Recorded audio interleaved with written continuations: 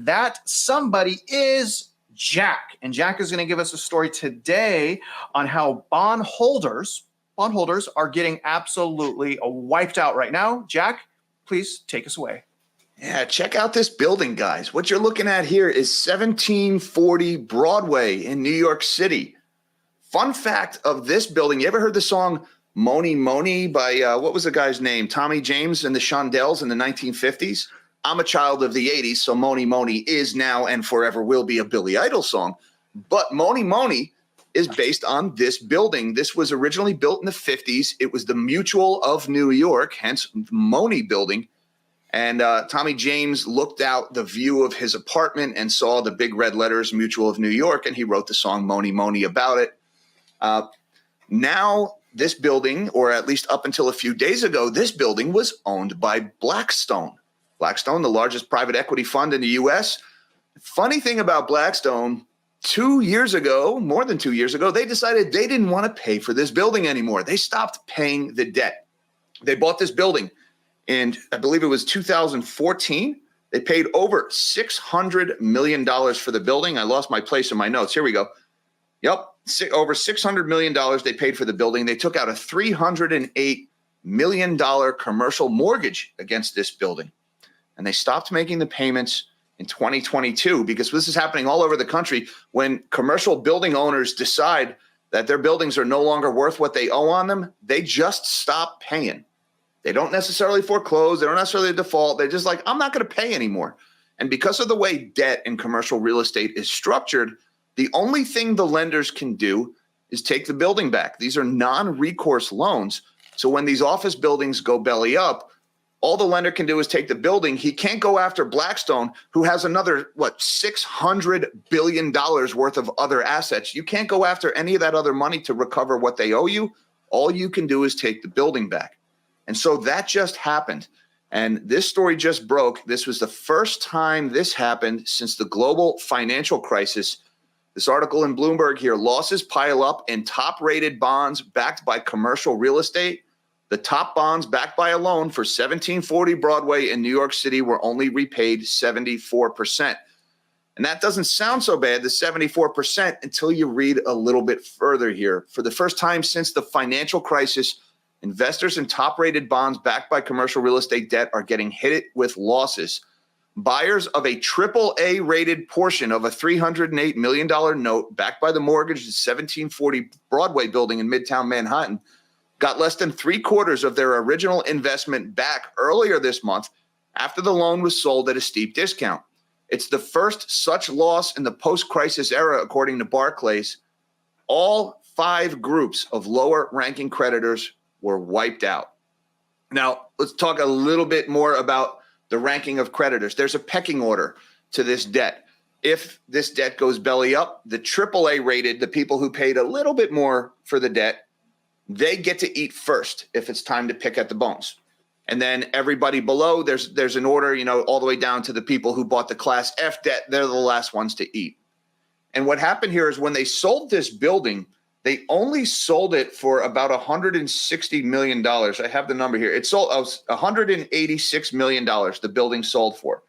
All right. Blackstone bought it for over $600 million in 2014. They sold it for 186. Now, after fees and advances to the special servicers, there was only $117 million left over for $308 million of debt. And so the AAA rated people get paid back, and there wasn't enough money to pay back all the AAA rated people. So the people who lent the money, or the people who bought this commercial mortgage-backed security, the securitized debt against this building, out of $157.5 million that they lent, they lost $40.3 million. So they took a 26% haircut. Now, that's the first time since the global financial crisis that a AAA-rated CMBS holder took a haircut on one of those loans. It has not happened since the GFC. Now, there's this phrase of extend and pretend that's going on. This building sat for 2 years without a payment being made. Imagine you stop paying your mortgage for 2 years. How long you think before they kick you out of your house? It'd be a hell of a lot faster than 2 years. But for 2 years, this building sat in limbo, and everybody just pretended it was still worth something. Well, the AAA rated people lost 26%. Everybody else lost 100% of the money. The class B, C, D, E, and F, they lost everything. The people who lent money or the people who bought this IOU from Blackstone lost everything. And Blackstone is saying, well, this happened 2 years ago. It's not a big thing. And the rest of our portfolio is sound. They don't care. Now, the thing is, most of the people who owned this debt, I went back and I looked. I did a video about this a few months ago. A lot of this stuff is sitting in income ETFs, and a lot of this stuff is sitting in pension funds. So this is people's retirements that lost this money. If you were the class B, C, D, E, or F, you lost every penny you gave to these people. And even if you were the AAA rated, right? AAA is supposed to mean this stuff is rock solid. You're going to get your money back plus interest guaranteed virtually. They lost 26%. That's coming right out of retirement funds. Because I tell you that we talked about moral hazard earlier. Retirements, pension plans, and 401ks have become the dumping ground for Wall Street's toxic sludge for years. The fund managers they don't have skin in the game. The fund managers make investments based on who wines and dines them the most. And, we've seen in The Big Short, take them to the gentleman's club after night. And yeah, we'll give you $10 billion from our pensioners fund. At the end of the day, this is grandma's retirement that is taking the hit here. And it's a moral hazard because these fund managers know they can walk away from the debt. It can go belly up. I'll put my pensioners' money into this debt. The politicians are never going to let grandma's pension go bankrupt. They're going to bail it out with taxpayer money. So ultimately, the losses end up being socialized. And 1740 Broadway is a gross example of this. And this is going on. You need to understand when you look at that New York City skyline, when you look at that skyline in every other city around the country, every one of those rectangles that you're seeing, here's the building again. Every single one of those is a story like this waiting to happen. This is all over the place in the country. San Francisco's getting hit hard. Houston, Seattle, Chicago, New York, Philadelphia. All of these buildings, because of a combination of things. Work from home is a big one. There's just less demand for office space. But the rising interest rates and all of the loans against these buildings are maturing and they have to be refinanced. And when you refinance into a higher interest rate, you can't afford the debt payments anymore. And so the borrowers just stop making payments like Blackstone did. This is happening everywhere. And, somebody asked what triggers the market crash? What could be that big event? I think commercial real estate is one of those existential crises, and there are several of them going on in the markets right now, that's being downplayed by the financial press.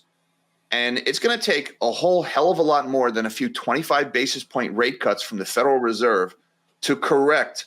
What was this? This building went from over 600 million to 186 million. You're talking $450 million nearly in losses on this building. It's going to take more than a 25 basis point rate cut to reverse that trend. So this is a pretty extreme example here. And I love this one because it involves Blackstone, one of the biggest investors. And I'm a big Billy Idol fan. So from now on, whenever I hear Moni Moni, I'm going to be thinking of 1740 Broadway. It's a great song, by the way. Okay, good stuff. Jack, you want to go first, Melody? Sure, Jack, that great tying that all together. I love that. With the history on the name. So, BREIT, the Blackstone Real Estate Income Trust, they don't have to, like the public REITs, they are marking to market. So what do you think about this as contagion? And do you think that we're going to start seeing more bondholders wiped out? Yes, I do think we're going to start seeing more bondholders wiped out. The extend and pretend, the fact that this started 2 years ago and we're just now getting resolution on this. There's a lot of people out there are desperately trying to call a bottom in commercial real estate. It's just starting, right? This was the first example of a AAA rated investor losing money on a CMBS. It's not going to be the last, all right? Oh, one guy lost money. Okay, now the bottom is in. Yeah, it never works that way. Now, you mentioned BREIT and the Blackstone Real Estate Investment Trust. Now, BREIT, for almost a year and a half, people were trying to withdraw their money from that trust. And Blackstone said, nope, you can't have it. There's a clause when you signed away your money to us that says if you want to withdraw, we have to say okay. So they were limiting withdrawals for almost a year and a half. It was just a few months ago that they finally honored all redemption requests. So for the Blackstone Real Estate Investment Trust appears to be getting better. Now there's another Blackstone trust, BXMT, the Blackstone Mortgage Trust. Now that trust doesn't own the buildings. That one owns the debt against the buildings. I think that one is probably in much worse shape. The BREIT gets more of the attention, but I think it's the mortgage trust that is more risky. And there's another one out there, the second biggest real estate investment trust backed by commercial buildings is the Starwood REIT. And there was just an article in The Real Deal about 2 weeks ago about the Starwood REIT. They're worse than ever. They're actually tapping into their credit lines, borrowing money to meet redemption requests from people who are trying to withdraw the fund.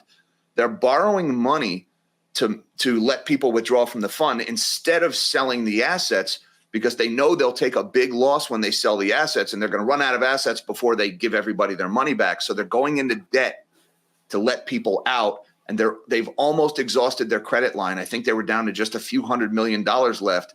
So Starwood, even though Blackstone appears to be at least out of the worst of it, they're not completely out of the storm, but we'll say they're past the eye, if you will.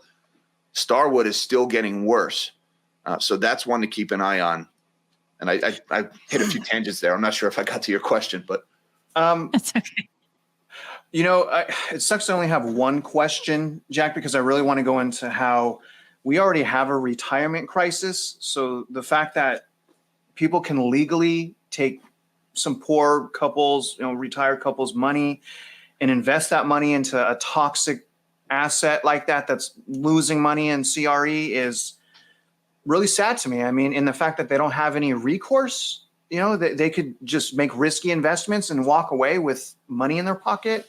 That doesn't seem very American to me. It seems very sad to me. But my question, and really what I want you to talk about, Jack, is more about a solution, is more about what we can do as consumers. And, I want you to talk about, because there was a comment, and you made a comment that really hit me, that a quarter basis point rate cut cannot save us. A quarter basis point rate cut, it's not going to bring back $600 million and billions of dollars. And so, Jack, can you just talk to the viewers about why a quarter basis point, really the only thing that's doing is messing with your head? That a quarter basis point rate cut is not going to save the incoming doom, if you will, just to play off of the show name. Talk about how a quarter basis point cut is useless. So first of all, I say a quarter because that's most likely the first rate cut is going to be. Yes. By the time they're done, they'll probably lower more than a quarter. But the thing is, maybe interest rate cuts will help with multifamily residential. Maybe it'll help a little bit over there. But things like retail, things like office, we have fundamentally, in the last 2 decades or so, and more so since the pandemic, we have fundamentally changed the way that we work and that we shop. Right? And since we have fundamentally changed how we shop online versus brick and mortar now, way more than most people want to admit, and we work online more than going to the office now, that's not coming back. We're not going to go back to the way we shopped. There's efforts to support your local, and I'm on board with that, but most people are still going to Amazon when they need something. And most people are still demanding work from home. And there's effort to drive people back into the office. I think mostly that's being driven by financial institutions that are trying to bail themselves out by forcing people to go to work in the office again. But companies that don't offer work from home will not be able to attract top talent, because work from home gives a much better quality of life. And so the top talent is going to demand it. And so companies are going to be forced to keep offering it. That's not going to change with interest rates. And so we have to adapt the buildings that we have, the buildings that we build. We don't need as many stores. It's been that way for 20 years, more so every day. We don't need that many offices. That's a new phenomenon since 2020, but that's obviously becoming a bigger thing. And the way we're trying to solve the problem is by financializing it, constantly lowering interest rates, constantly refinancing the debt on these buildings.